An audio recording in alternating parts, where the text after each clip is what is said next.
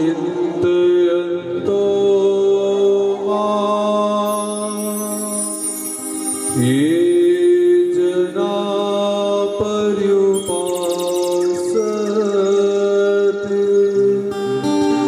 तेषां नित्यवियुक्तानां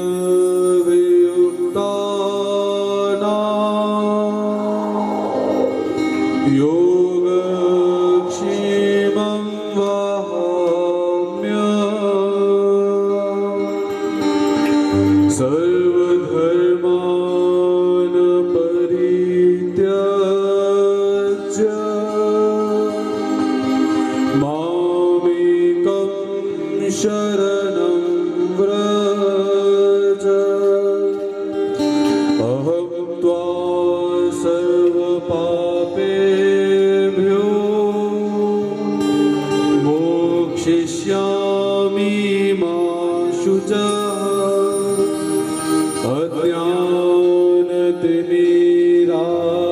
अज्ञानतिमिरान्धस्य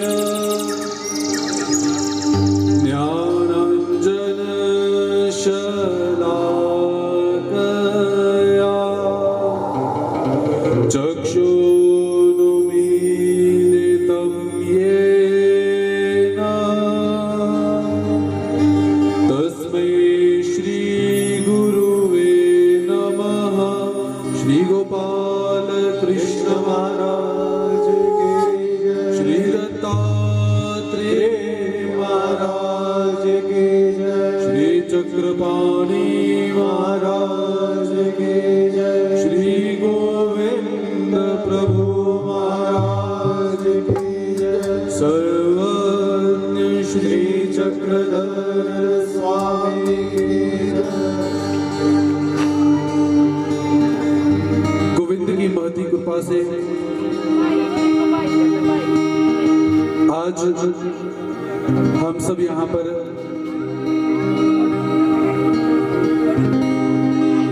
चिरंजीव रजत मेहरा जी के विवाह के उपलक्ष्य में परमात्मा का आशीर्वाद प्राप्त करने के लिए आए हुए हैं। जब तक पाँव में जूते होंगे तब तक ठाकुर जी का आशीर्वाद बिल्कुल नहीं मिलेगा। तो बच्चों के जूते चप्पलें सब दूर ही रहे तो अच्छी बात है। तो आज परमात्मा की परम कृपा, गोविंद की महती कृपा, जो ठाकुर जी का नाम श्रवण करने का हमें सौभाग्य प्राप्त हो रहा है। श्रीमद् भागवत पुराण के अंदर इस कली काल में जिस व्यक्ति को हरि नाम सुनने का सुअवसर प्राप्त हो जाता है, हरि नाम कहने का सुअवसर प्राप्त हो जाता है, उसे सौभाग्यवान माना गया हुआ है। तो इसीलिए आज दत्तचित्त होकर हम परमात्मा के नाम को और परमात्मा के भक्तों के चरित्र को हम यहाँ पर श्रवण करेंगे। एक भक्त का नाम हम बार बार श्रवण करते हैं। जिस भक्त ने पत्थर में से परमात्मा को प्राप्त कर लिया था, वो भक्त कैसा होगा, उसका चरित्र कितना महिमावान होगा, उसकी भक्ति कितनी महिमावती होगी। तो आज कुछ समय के लिए हम उस भक्त के चरित्र में प्रवेश करते हैं, क्योंकि जब तक हम किसी भक्त के चरित्र को श्रवण ना करें, उसके गुण धर्म हमारे अंदर नहीं आ सकते हैं। हम कहते तो अवश्य हैं कि सानू मीरा वाली लगन लगा दे, तेरा केड़ा मुल लगदा, कहते हैं कि नहीं? लेकिन मीरा की लगन तब लगेगी जब हम मीरा के करैक्टर को सुनेंगे और उसके भाव में प्रवेश कर जाएंगे। धन्ना जट जो है, जिसने पत्थरों में से परमात्मा को प्राप्त कर लिया, उसके चरित्र को जब श्रवण करेंगे, उसके चरित्र में प्रवेश करेंगे, तब जाकर हमें भी पत्थरों में से परमात्मा प्राप्त हो जाएंगे। तो राजस्थान के टोंक नामक जिला में एक गांव के अंदर परमात्मा के इस भक्त का जन्म हो जाता है, जिस गांव का नाम धुवन कला होता है। धन्ना जट राजस्थान में निवास करते हैं।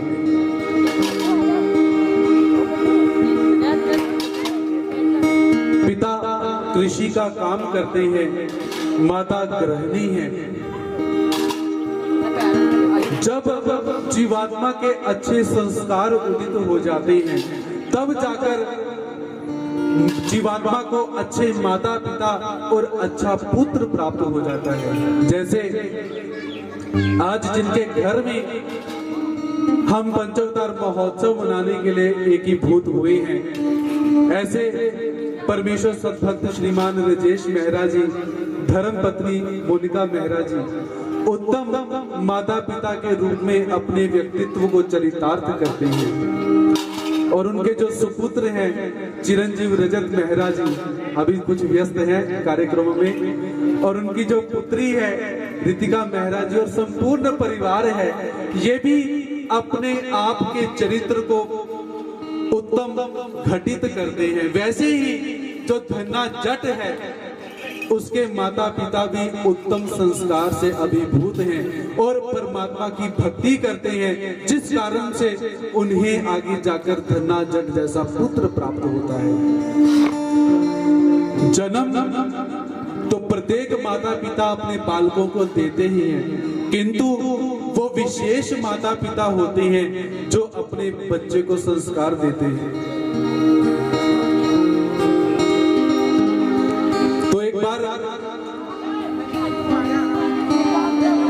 एक डाकू था जिसका नाम था सुल्ताना डाकू। बचपन में स्कूल गया, स्कूल जाने के बाद वहां से एक पेंसिल उठाकर ले आता है। घर आकर माँ ने जब वो पेंसिल बॉक्स खोला तो माँ कहती है कि भाई ये पेंसिल तो तेरी है नहीं, किसकी है?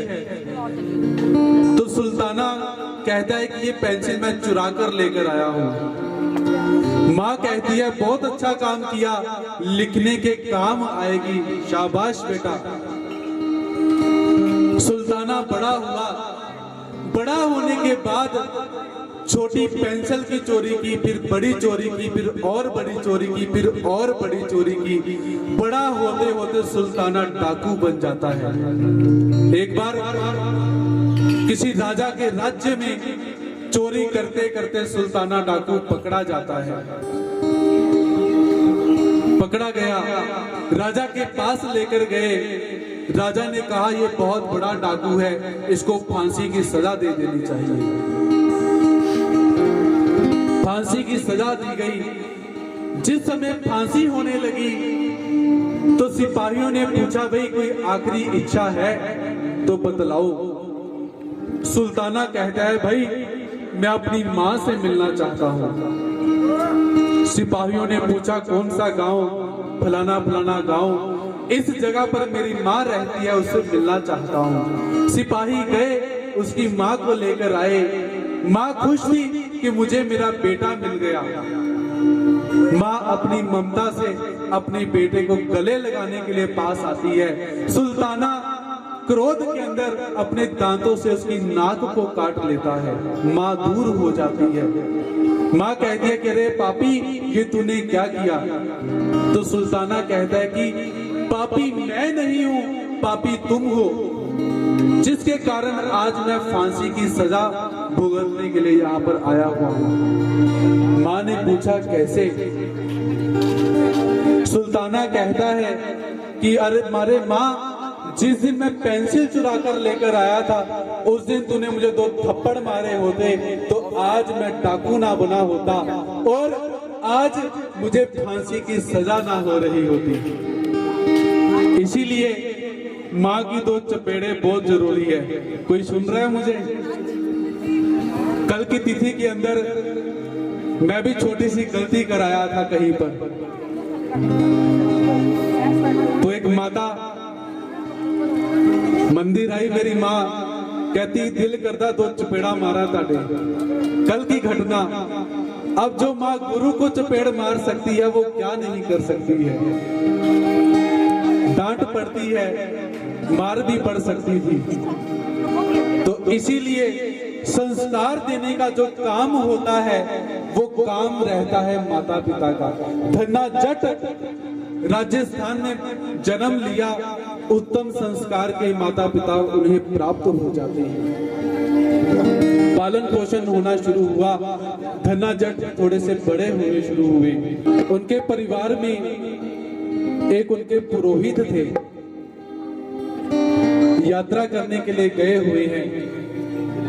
बहुत समय के पश्चात यात्रा समाप्ति पर धन्ना जट के घर पहुंच जाते हैं।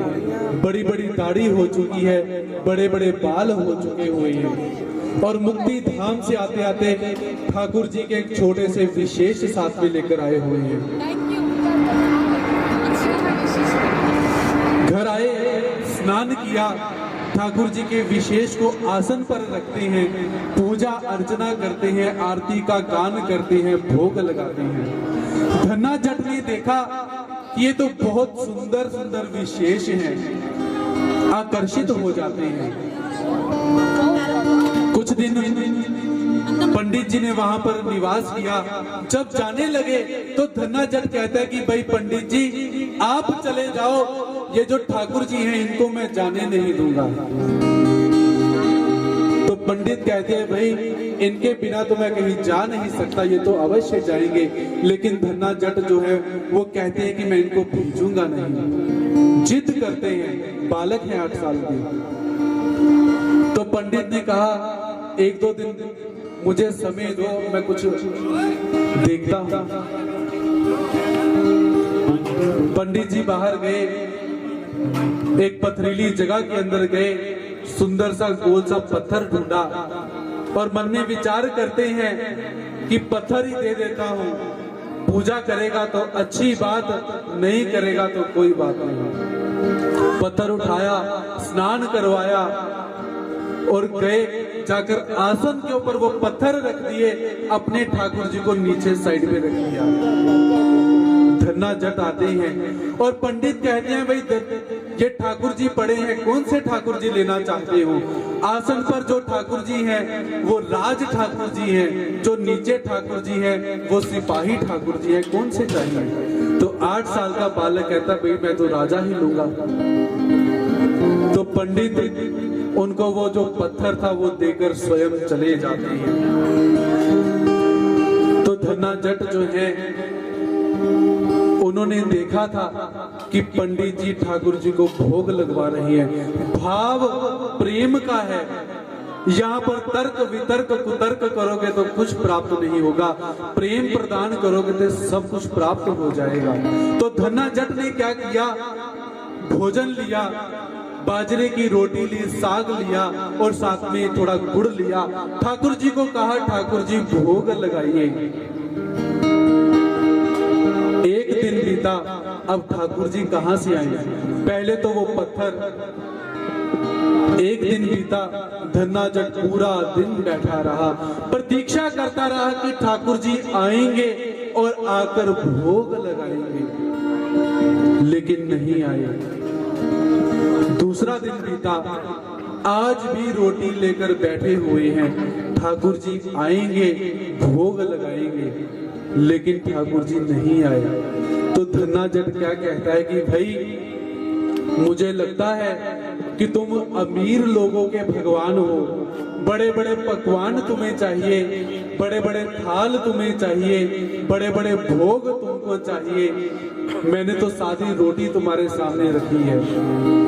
दूसरा दिन भी बीत गया, तीसरा दिन आया, तीसरे दिन भी ठाकुर जी की प्रतीक्षा करते रहे। तो ठाकुर जी की प्रतीक्षा चलती है, चलती है, चलती है।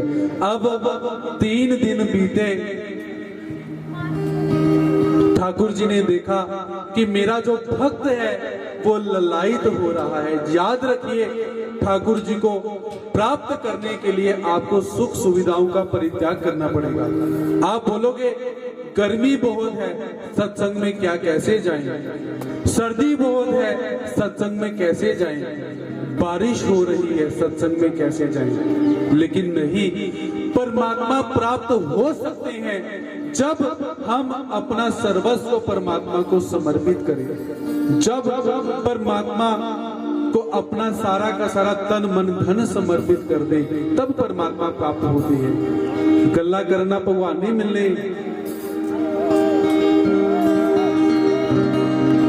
जब तक मेरे हाथ में माइक है मैं तो टोकता रहूंगा।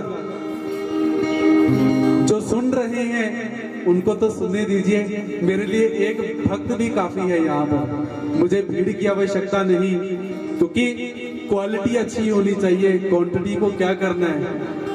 एक बंदा मेरे लिए काफी है, क्योंकि मैं स्वयं परमात्मा के चरित्रों का गान करके आनंदित होता हूँ, और जो एक भक्त बैठ के सुनेगा वो भी आनंदित होगा।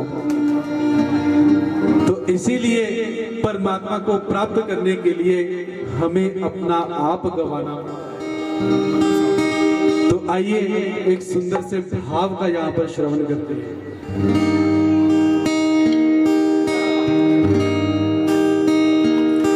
मन्ना सावरे नो किस तरह पाईदा, मन्ना सावरे नो किस तरह पाईदा, मन्ना सावरे किस तरह पाईदा, मन्ना सावरे नो किस तरह पाईदा, पहला अपना पगवाईदा, पहला अपना पगवाईदा, पहला अपना पगवाईदा, पहला अपना पगवाईदा, मन्ना सावरे नो किस तरह पाईदा, मन्ना सावरे नो किस तरह पाईदा, फूल के दामे नो माले ने तोड़िया,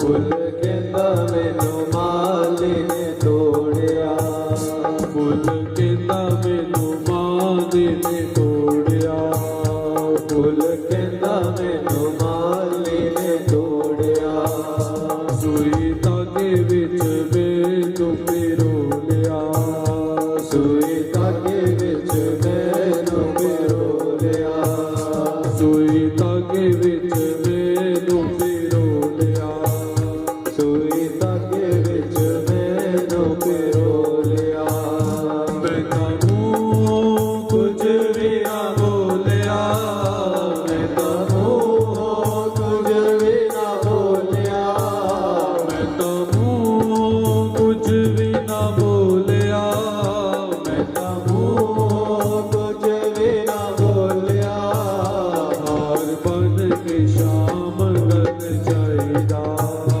हर मन की शाम गल जाइदा, मन्ना सावरे नु किस तरह पाईदा, मन्ना सावरे नु इस तरह पाईदा, पहला अपना पगवाईदा, पहला अपना आप गवाईदा, पहला अपना आप गवाईदा, पहला अपना आप गवाईदा, मन्ना सावरे नु किस तरह पाईदा, मन्ना सावरे नु इस तरह पाईदा, दुध कहंदा मैनू ग्वाले ने चोलिया, दुध कहंदा मैनू ग्वाले ने चोलिया, दुध कहंदा मैनू ग्वाले ने चोलिया, दुध कहंदा मैनू ग्वाले ने चोलिया, पा चाटी विच मैनू पिगो लिया, चाटी विच मैनू पिगो लिया, मैं तो मुँह कुछ भी ना बोलिया, मैं तो मुँह कुछ भी ना बोलिया, मैं तो मुँह कुछ भी ना बोलिया, मैं तो मुँह के श्याम मुख जाएगा, मक्खन बन के श्याम मुख जाएगा, मक्खन बन के श्याम मुख जाएगा, मक्खन बन के श्याम मुख जाएगा, मन्ना सांवरे तू किस तरह पाएगा, मन्ना सांवरे तो किस तरह पाएगा, पहला अपना पगवाईदा, पहला अपना आप गवाईदा, पहला अपना आप गवाईदा, पहला अपना आप गवाईदा, मन्ना सांवरे तू किस तरह पाएगा, मन्ना सांवरे तो इस तरह पाएगा, मन्ना सांवरे तू किस तरह पाएगा, मन्ना सांवरे तो किस तरह पाएगा, सोना कहंदा मैनू पट्टी विच कुटिया, सोना कहता मैनू पट्टी विच सुटिया, सोना कहंदा मैनू पट्टी विच कुटिया, सोना कहता मैनू पट्टी विच सुटिया, मार मार के हथौड़े मार सुटिया, मार मार के हथौड़े मार सुटिया, मार मार के हथौड़े मार सुटिया, मार मार के हथौड़े मार सुटिया, मैं तो मुंह कुछ भी ना बोलिया, मैं तो मुँह कुछ भी ना बोलिया, मैं तो मुंह कुछ भी ना बोलिया, मैं तो मुँह कुछ भी ना बोलिया, मुकुट बन के श्याम नू सजाएगा, मुकुट बन के श्याम नु सजाएगा, मुकुट बन के श्याम नू सजाएगा, मुकुट बन के श्याम नु सजाएगा, मन्ना सांवरे तू किस तरह पाएगा, मन्ना सांवरे को किस तरह पाएगा, पहला अपना पगवाईदा, पहला अपना आप गवाईदा, पहला अपना आप गवाईदा, पहला अपना आप गवाईदा, मन्ना सांवरे तू किस तरह पाएगा, मन्ना सांवरे को किस तरह पाएगा, मन्ना सांवरे तू किस तरह पाएगा, मन्ना सांवरे को किस तरह पाएगा, बांस कहंदा मैनू जंगला चों पुट्टिया, बांस कहंदा मैनू जंगला चों पुट्टिया, बांस कहंदा मैनू जंगला चों पुट्टिया, बांस कहंदा मैनू जंगला चों पुट्टिया, कर छेक मैनू काली कर छुटिया, कर छेक मैनू खाली कर छुटिया, मैं तो मुंह कुछ भी ना बोलिया, मैं तो मुँह कुछ भी ना बोलिया, मैं तो मुंह कुछ भी ना बोलिया, मैं तो मुँह कुछ भी ना बोलिया, बंसरी बन के श्याम मुख जाएगा, बंसरी बन के श्याम मुख जाएगा, बंसरी बन के श्याम मुख जाएगा, बंसरी बन के श्याम मुख जाएगा, मन्ना सांवरे तू किस तरह पाएगा, मन्ना सांवरे को किस तरह पाएगा, पहला अपना पगवाईदा, पहला अपना आप गवाईदा, पहला अपना आप गवाईदा, पहला अपना आप गवाईदा, मन्ना सांवरे तू किस तरह पाएगा, मन्ना सांवरे को किस तरह पाएगा, मन्ना सांवरे तू किस तरह पाएगा, मन्ना सांवरे को किस तरह पाएगा, ओ मन्ना सांवरे तू किस तरह पाएगा, तो मन्ना सांवरे को किस तरह पाएगा, तो परमात्मा को कैसे प्राप्त करते हैं, जैसे धन्ना जट अपने आप को छोड़कर परमात्मा के लिए बैठा हुआ है, अर्थात जब तक ठाकुर जी भोग नहीं लगाएंगे तब तक मैं जाकर भोजन नहीं करूंगा। तो ठाकुर जी ने देखा कि ये जो भक्त है अब जिद पर अड़ चुका हुआ है, अब जाना ही पड़ेगा। तो ठाकुर जी भी उस भक्त को दर्शन देने के लिए उद्यत हो जाते हैं। ठाकुर जी भी वहां पर गए और जाकर उस भक्त से निवेदन किया कि अरे भक्त, ला कौन से व्यंजन तू मुझे खिलाना चाहता है। तो धन्ना जट कहता है कि ठाकुर जी, व्यंजन तो मेरे पास नहीं है, बाजरे की रोटी है, सरसों का साग है और गुड़ मेरे पास पड़ा हुआ है। तो ठाकुर जी ने उसके उन पदार्थों का भोग लगाया। ठाकुर जी प्रेम से अपने भक्त के प्रसाद को पा रही है और खाने के बाद थोड़ा सा प्रसाद धन्ना जट को भी दिया। तो ठाकुर जी कहते हैं कि अरे भक्त, अब मैंने भोजन किया, अब मैं जाऊं। तो धन्ना जट कहता है कि ठाकुर जी, मुझे अगर आलिंगन दो, मैं तुम्हारे गले मिलना चाहता हूं। तो ठाकुर जी को क्या कहते हैं कि मैं तुमको गले मिलना चाहता हूं, लेकिन ठाकुर जी कहते हैं अरे भक्त, मैंने तुझे दर्शन तो दे दिए हैं, तूने मेरा दीदार तो कर लिया है, लेकिन मुझे अभी पाया नहीं है। क्यों नहीं पाया? क्योंकि अभी तक तेरे जीवन में गुरु का आगमन नहीं हुआ है। जब तक तू गुरु को धारण नहीं करेगा, तब तक तू मुझे प्राप्त नहीं कर सकता। सामने तो हूं मैं तेरे, लेकिन तुझे मैं मिल नहीं सकता। इसलिए काशी के किनारे गंगा घाट पर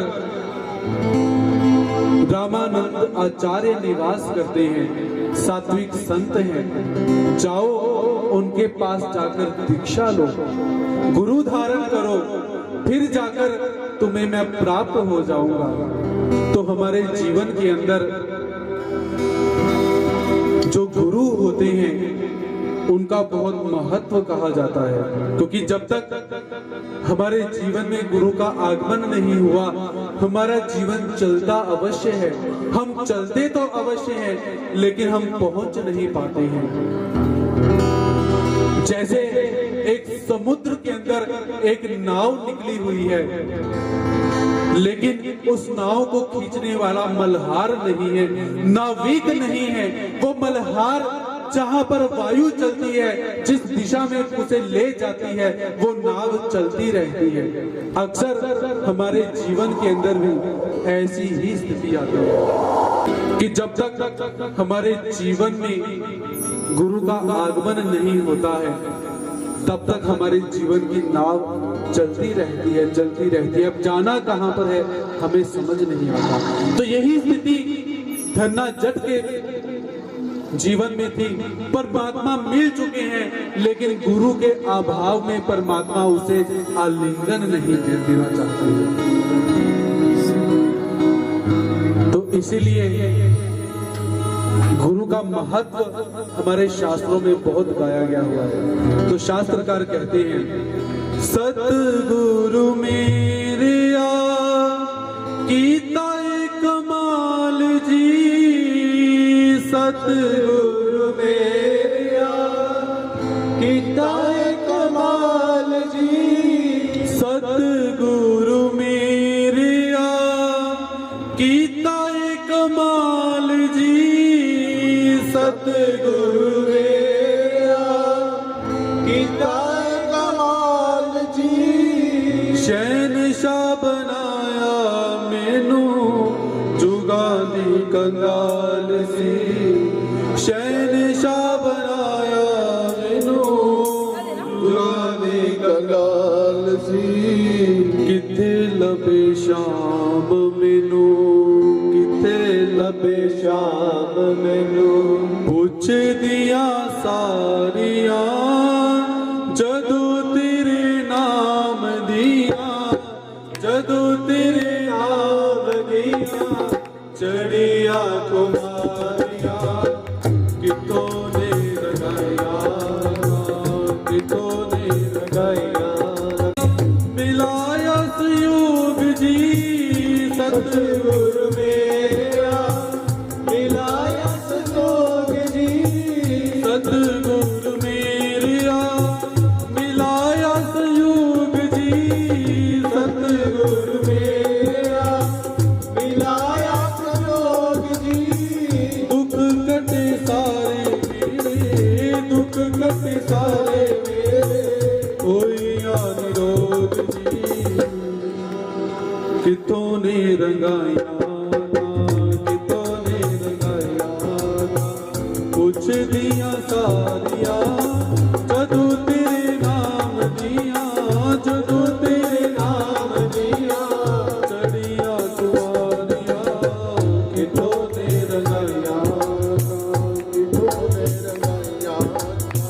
सतगुरु मेरा कीता है कमाल जी, सतगुरु मेरा कीता है कमाल जी, सतगुरु मेरा कीता है कमाल जी, सतगुरु मेरा कीता है कमाल जी।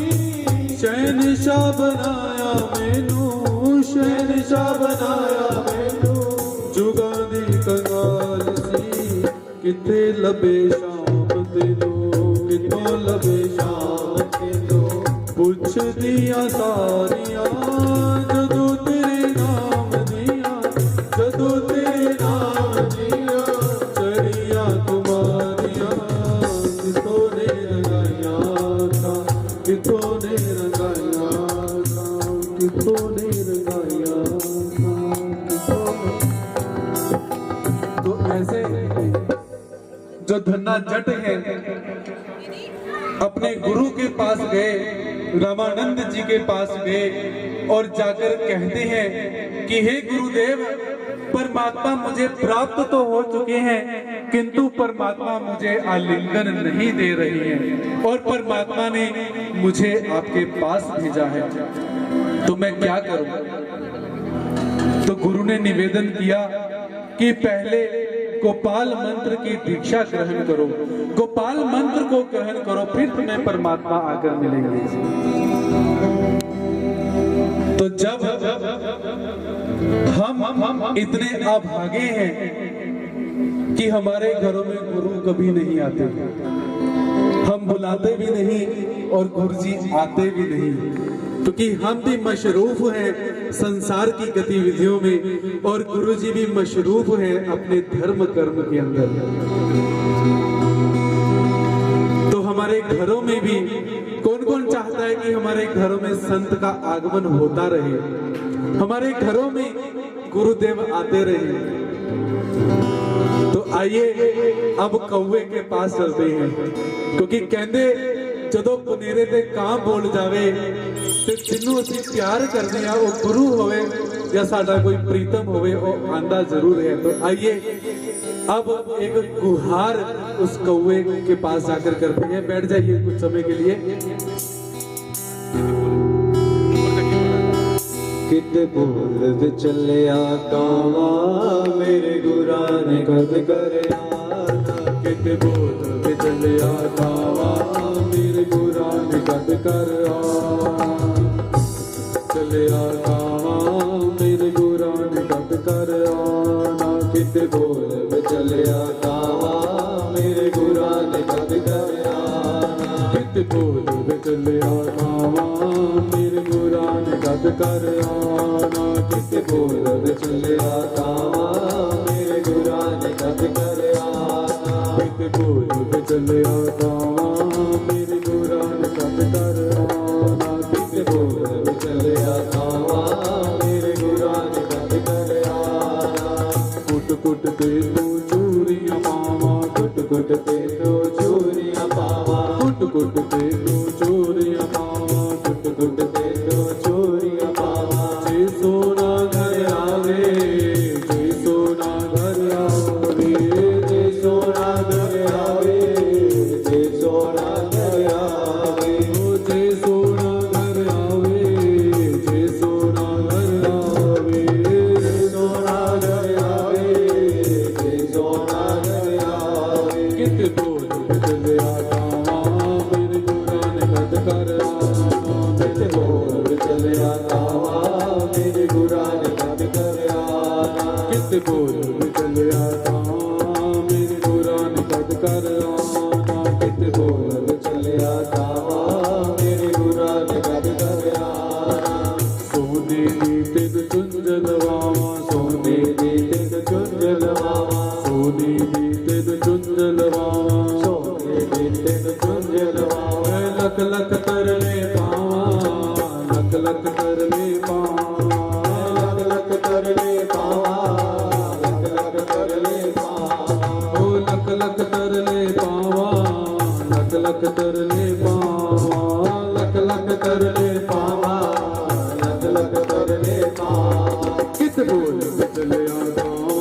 मेरे गुरा ने कद कर आना कित बोल विचलिया कावा मेरे गुरा ने कद कर आना कित बोल विचलिया कावा मेरे गुरा ने कद कर आना कित बोल विचलिया कावा मेरे गुरा ने कद कर आना बहुत जन्म विछड़ी सोने तो बहुत जन्म विछड़े सोने तो बहुत जन्म विछड़ी सोने तो बहुत जन्म विछड़े सोने इस जन्म विच कर ले पावा जन्म विच कर ले पावा इस जन्म विच कर ले पावा इस जन्म विच कर ले पावा कित बोल विचलिया कावा मेरे गुरा ने कद कर आना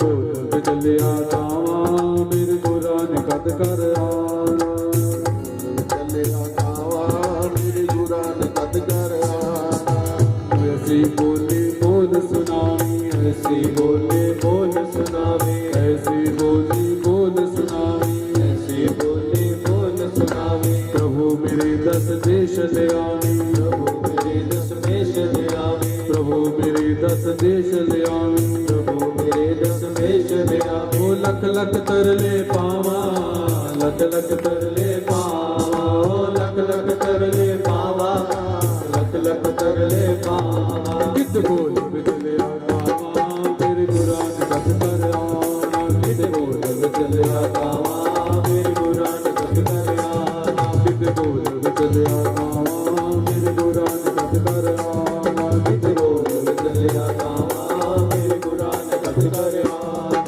कित बोल विचलिया कावा मेरे गुरा ने कद कर आना कित बोल विचलिया कावा मेरे गुरा ने कद कर आना कित बोल विचलिया कावा मेरे गुरा ने कद कर आना कित बोल विचलिया कावा मेरे गुरा ने कद कर आना। तो धन्ना जट जो है गुरु के पास गए, मिलकर आए, निवेदन किया और वापिस आते हैं। आज पुनः ठाकुर जी का जो विशेष भी नहीं, एक सामान्य सा पत्थर है, उस पत्थर के सामने बैठकर भोजन रखते हैं। ठाकुर जी से पुनः निवेदन करते हैं कि ठाकुर जी आइए, आकर मेरे इस भोजन का भोग लगाइए। तो ठाकुर जी पधारे, भोजन किया और धन्ना जट कहता है कि ठाकुर जी अब तो मैंने गुरु भी धारण किया, तो आप अब मुझे गले लगिए।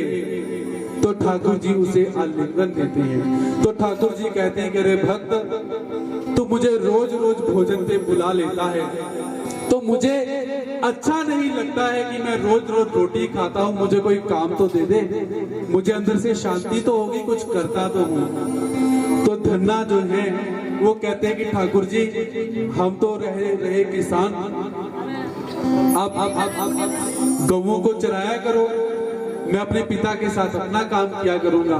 तो ठाकुर जी कहते हैं ठीक है। एक ठाकुर जी ने द्वापर युग के अंदर आकर गौओं को चुराया और ठाकुर जी अब अपने भक्त के लिए गौओं को चरा रहे हैं। और ठाकुर जी कहते कि रे भक्त, अब समय पर मुझे भूख लग जाती है, रोटी जरूर ले आना। तो प्रतिदिन का नियम हुआ, धन्ना घर से निकलता है, माता उसे 4 रोटियां बनाकर देती हैं। सोचती है कि कुछ 2 खा लेगा, 2 कौवों को डाल देगा, भूख लगेगी ज्यादा तो ज्यादा खा लेगा। तो ठाकुर जी धन्ना की गैया चुरा रहे हैं और धन्ना जो है अपने पिता के साथ खेती का काम कर रहा है। भोजन का समय होता है, रोटी लेकर ठाकुर जी के पास आता है और ठाकुर जी को कहता है कि ठाकुर जी भोग लगाइए। अब ठाकुर जी पहली रोटी खाते हैं, दूसरी रोटी खा लेते हैं। जैसे ही तीसरी रोटी खाने लगती है, धन्ना कहता है कि ठाकुर जी मुझे भी भूख लगी है, कुछ मेरे लिए तो छोड़ो। ठाकुर जी कहते ठीक है। 2 रोटियां ठाकुर जी ने खाई, 2 रोटियां धन्ना ने खाई। साग है, साथ में गुड़ है। आनंद के साथ भक्त अपने परमात्मा के साथ चल रहा है।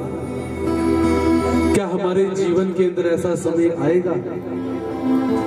मुझे नहीं लगता।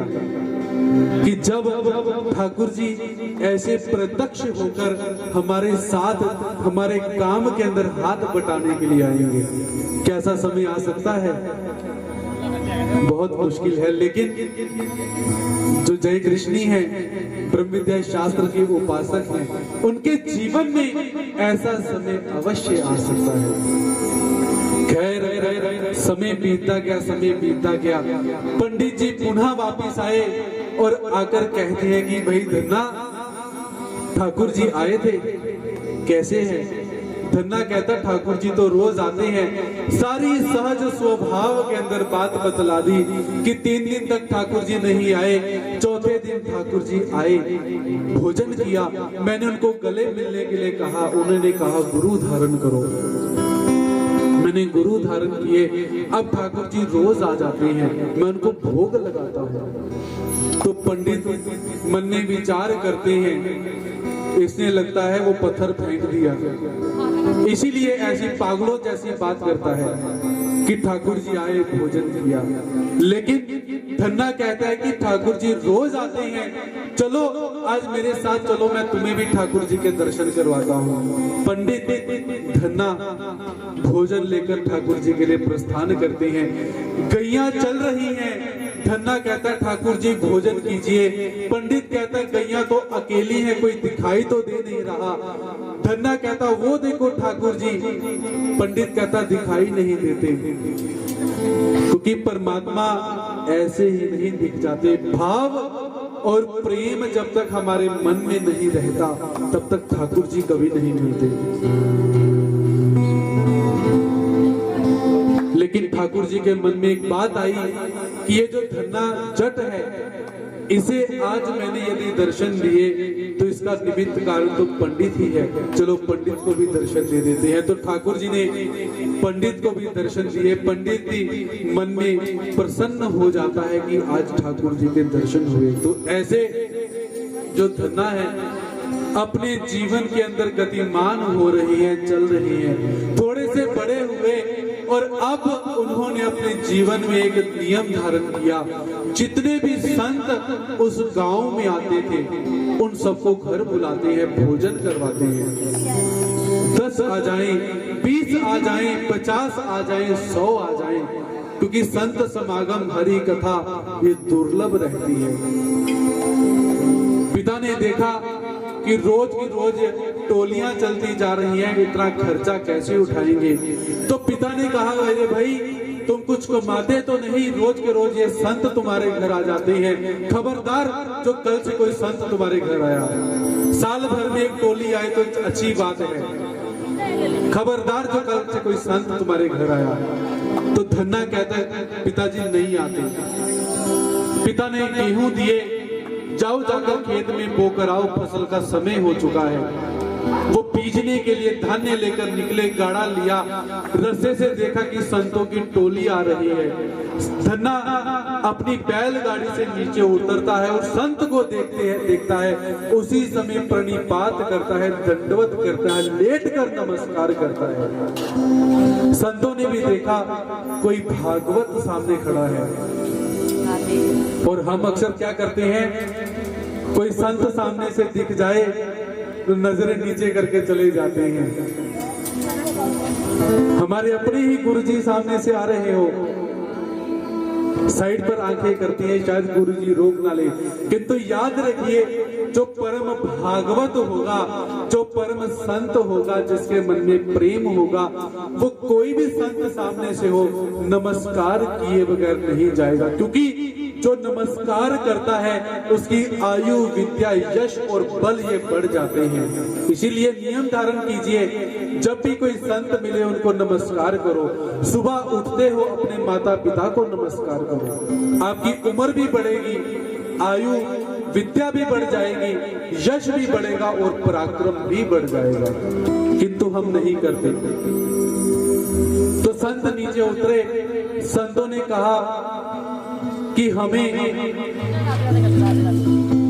जो ध्रुवन भुवन कला गांव है, वहां पर जाना है। धन्ना कहता है कि वो तो पास में ही है, वहां पर क्या करना है। संतों ने कहा वहां पर परम भागवत धन्ना जट रहता है, हम उसके दर्शन करने के लिए आए हैं। धन्ना संकुचित हुआ और संकोच में कहता है कि धन्ना जट तो मैं ही हूँ, लेकिन मेरे अंदर कोई इतनी क्वालिटी नहीं है कि आप मेरा दर्शन कीजिए। संतों ने कहा हमने तो जाना ही है, गांव में भी जाना है, तो चलो हमें अपने गांव लेकर चलो।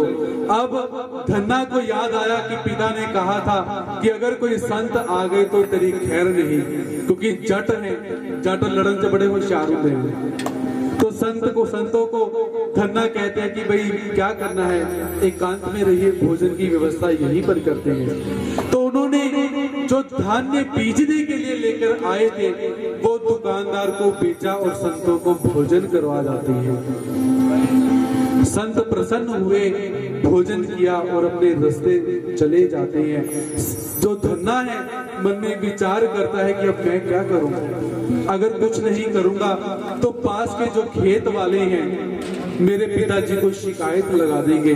धन्ना जट बोरियों में रेता भरकर, मिट्टी भरकर नाटक करना शुरू कर देता है जैसे खेत की बुआई चल रही हो। सारा दिन काम किया, घर आया, पिता ने कहा बुआई कर दी।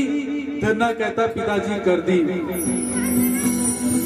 सुबह का समय हुआ, सारे के सारे खेतीदार जो साथ के थे वापस आ गए और धन्ने को पूछे, अरे भाई धन्ना, कल तो ऐसा कौन सा बीज बीज के गया कि आज तेरी फसल भी उग चुकी है।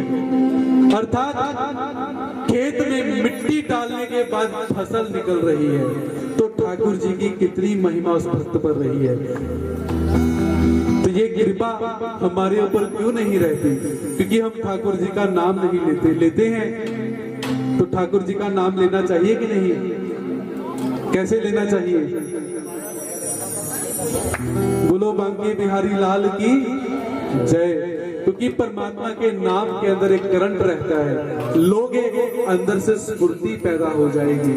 तो धन्ना जो है मन में विचार करता है कि एक दिन के अंदर फसल कैसी होगी, लेकिन जानते थे कि परमात्मा की मेरे ऊपर कृपा है।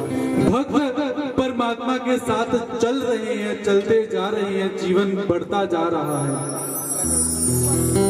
एक समय ऐसा आया कि परमात्मा मन में विचार करते हैं कि आओ आज अपने भक्त की परीक्षा लेते हैं। तो परीक्षा लेने के लिए ठाकुर जी ने क्या किया कि धन्ना जट जो है उसके गांव में परमात्मा ने बारिश करना बंद कर दिया, अकाल पड़ जाता है। लोगों ने जितना धान्य इकट्ठा किया था वो सारा का सारा धान्य समाप्त होना शुरू हो गया। धन्ना जट जो है उनका भी धीरे धीरे धान्य समाप्त होना शुरू हो गया। अब जो धान्य उन्होंने बीजने के लिए रखा हुआ था वो भी समाप्त हो चुका हुआ है। तो सारे के सारे लोग उन्होंने विचार किया कि हमारे इस गांव के अंदर परम भागवत केवल धन्ना ही है, चलो उसके पास चलते हैं, क्योंकि वही अब कुछ परमात्मा से अरदास करेंगे तो कोई बात बनेगी। सारा का सारा गांव धन्ना जट के पास आकर कहते हैं कि हमें भोजन चाहिए, भोजन नहीं दोगे तो हम मर जाएंगे। तो धन्ने ने जितना भोजन स्टोर करके रखा हुआ था वो सारा बांट दिया। सारे लोग गए, भोजन फिर समाप्त हुआ, फिर भक्त के पास आए, कहते और हमें भोजन दो। अब उन्होंने क्या किया, जो धान्य बीजने के लिए रखा हुआ था वो दाने भी दान में कर दिए। पिता ने कहा जब ये भी दाने दान कर दोगे तो भोजन पियोगे क्या धान्य को पेड़ नहीं करोगे। उन्होंने कहा कोई बात नहीं पिताजी, परमात्मा रक्षा करते हैं। तो इस तरह जब ऐसी स्थिति का निर्माण हो गया, धन्ना ने देखा धान्य समाप्त हो गया, जो बीज बीजने थे वो भी समाप्त हो गए, लोग त्राही त्राही कर रहे हैं, मेरे पास भी सब कुछ समाप्त हो गया, ऐसी स्थिति मेरे जीवन में क्यों आई। मन में विचार करते हैं ऐसी स्थिति मेरे जीवन में क्यों आई, दुख क्यों आई, लेकिन संतोष है कि यदि मेरे जीवन में ऐसी कोई घटना घटित हुई तो परमात्मा की कोई परम कृपा मेरे ऊपर होने वाली है। अक्सर हमारे जीवन के अंदर भी दुख की घड़ी आती है और हम क्या कहते हैं कि हे प्रभु ये तूने क्या कर दिया। हम परमात्मा को उलाहना देते हैं, लेकिन भक्त ने परमात्मा को उलाहना नहीं दिया। भक्त कहता परमात्मा इसमें भी तेरी कोई रजा होगी, दुखों ने घेर लिया हुआ है, अब क्या करें। जब दुख आए तो क्या करना चाहिए, हरि नाम संकीर्तन। और हमारी विलक्षण अद्भुतता क्या है, दुख आने पर हम संकीर्तन परमात्मा का नाम लेने के बजाय बाकी सारे के सारे काम कर जाते हैं। लेकिन जो भक्त होते हैं वो परमात्मा से प्रार्थना करते हैं कि ठाकुर जी ये जो संकट उपस्थित हुआ है आप ही इस संकट को दूर करने के लिए कारणीभूत हो, क्योंकि आप हरे कृष्णा हो। तो आइए उस भक्त के साथ हम भी परमात्मा से कुछ निवेदन करते हैं।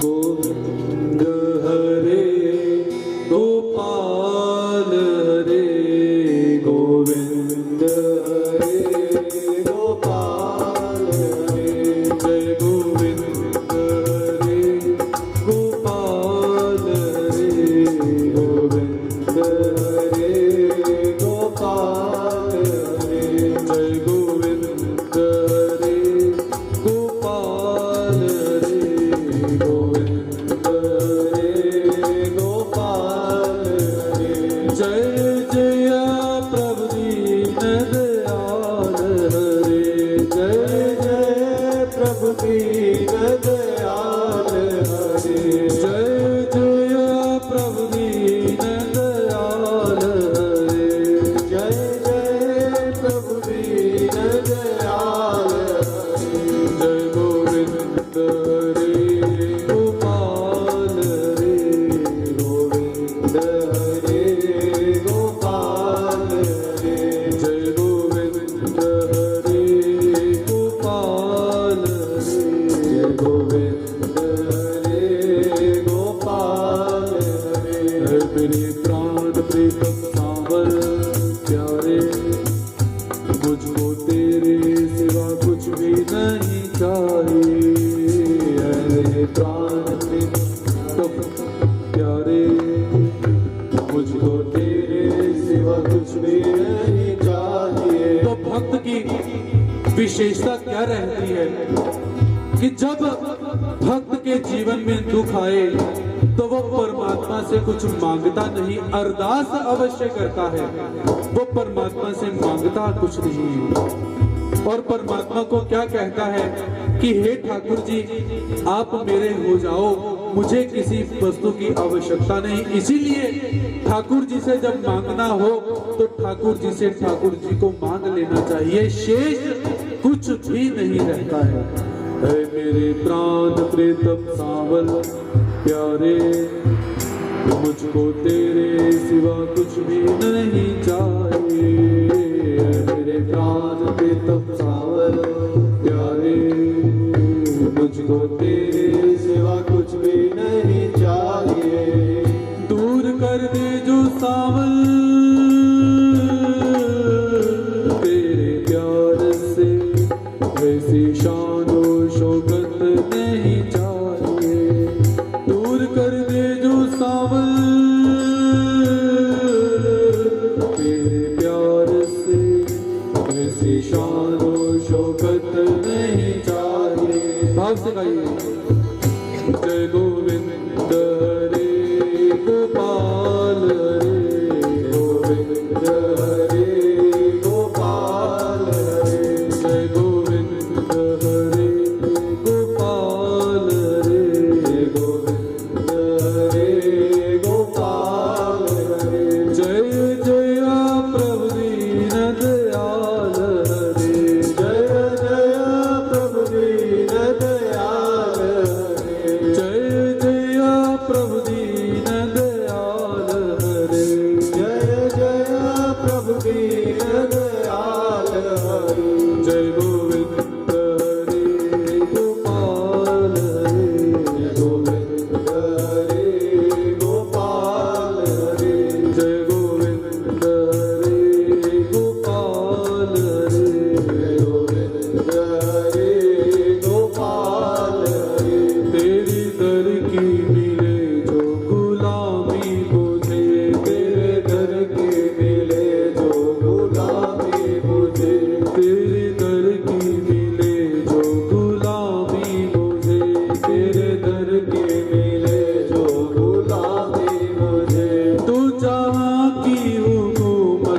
नहीं चाहिए, दो जहां की हुकूमत नहीं चाहिए, दो जहां की हुकूमत नहीं चाहिए, दो जहां की हुकूमत नहीं चाहिए।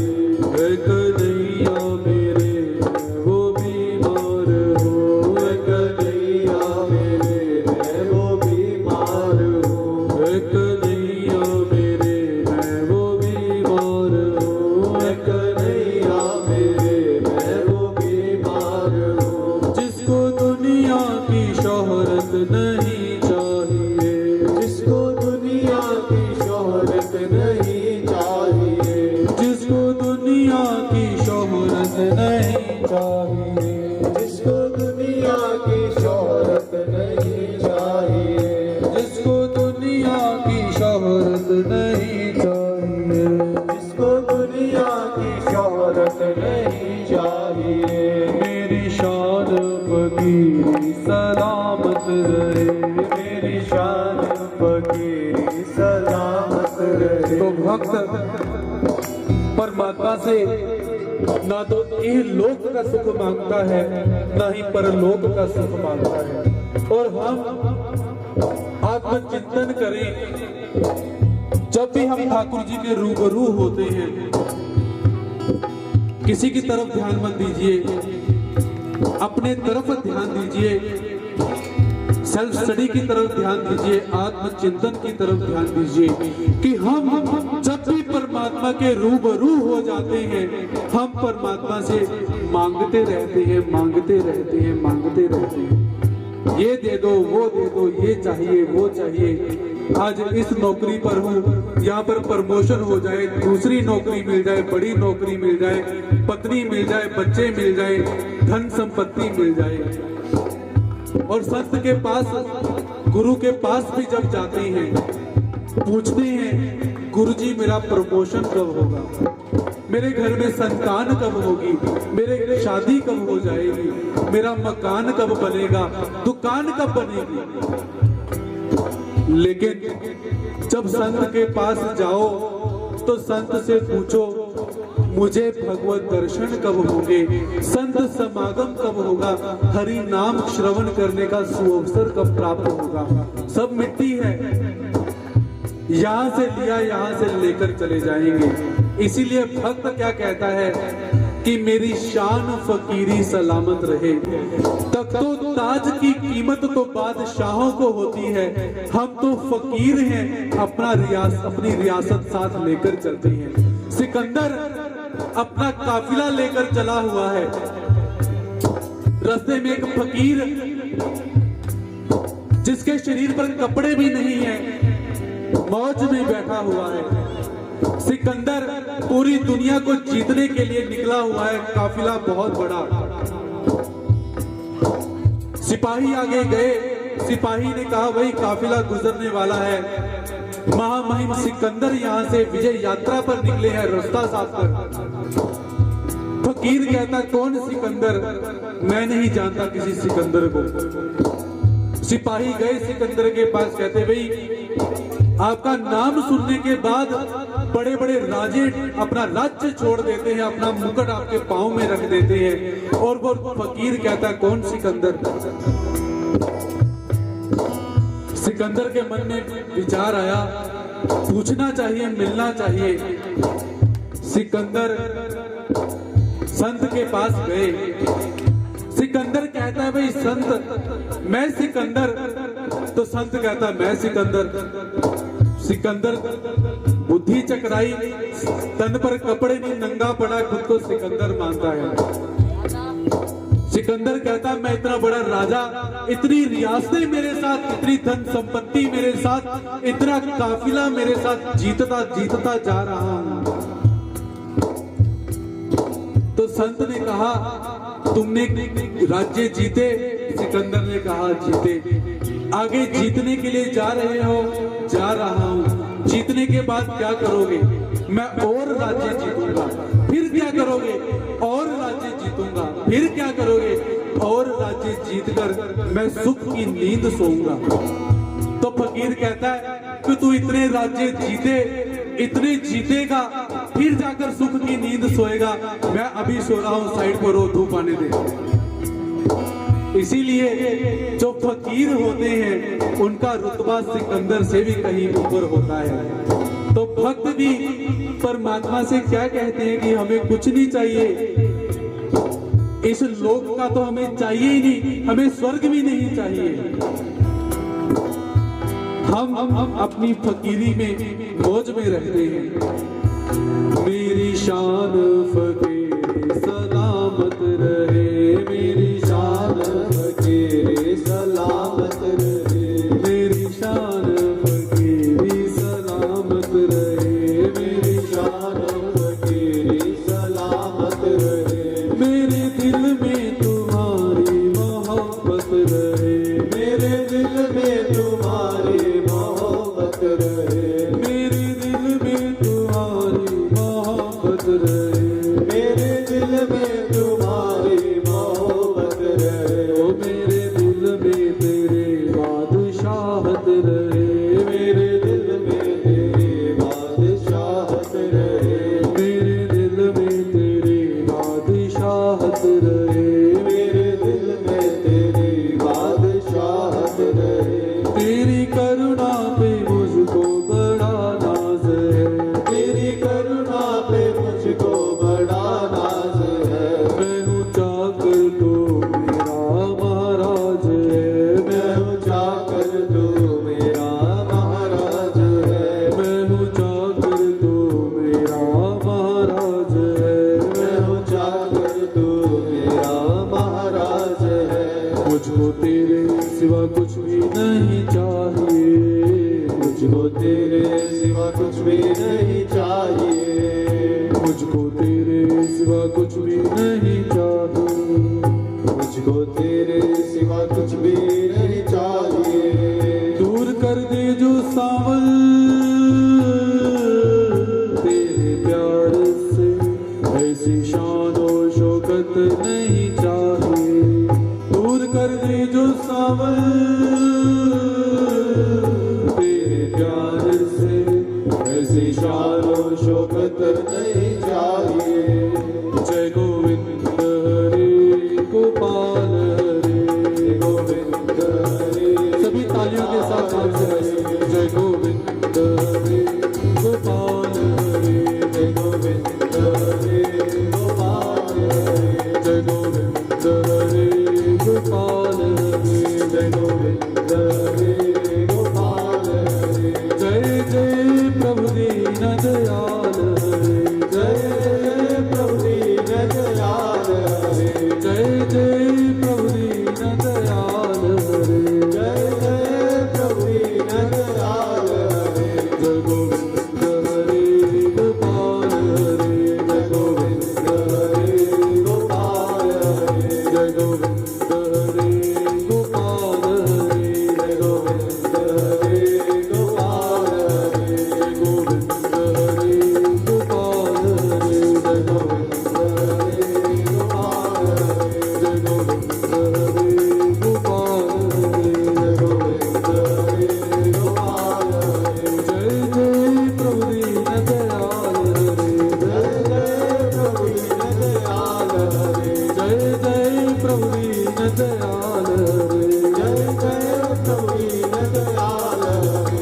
जय गोविंद हरे गोपाल हरे, जय गोविंद हरे गोपाल हरे, जय गोविंद हरे गोपाल हरे, जय गोविंद हरे गोपाल हरे। गोपाल गोपाल गोपाल गोपाल गोपाल गोपाल गोपाल, जय गोपाल, जय गोपाल, जय गोपाल, जय गोपाल, जय गोपाल, जय गोपाल, जय गोपाल, जय गोपाल, जय गोपाल, जय गोपाल, जय गोपाल। एक बार तालियों के साथ जय गोपाल, जय गोपाल, जय गोपाल, जय गोपाल, जय गोपाल, जय गोपाल, जय गोपाल, जय गोपाल, जय गोपाल, जय गोपाल, जय गोपाल, जय गोपाल, जय गोपाल, जय गोपाल, जय गोपाल,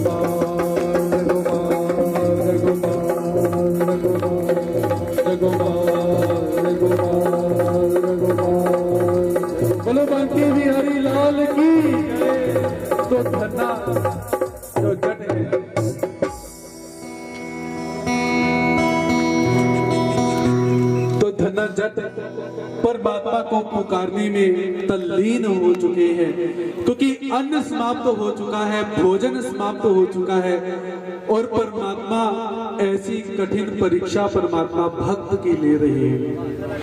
इसीलिए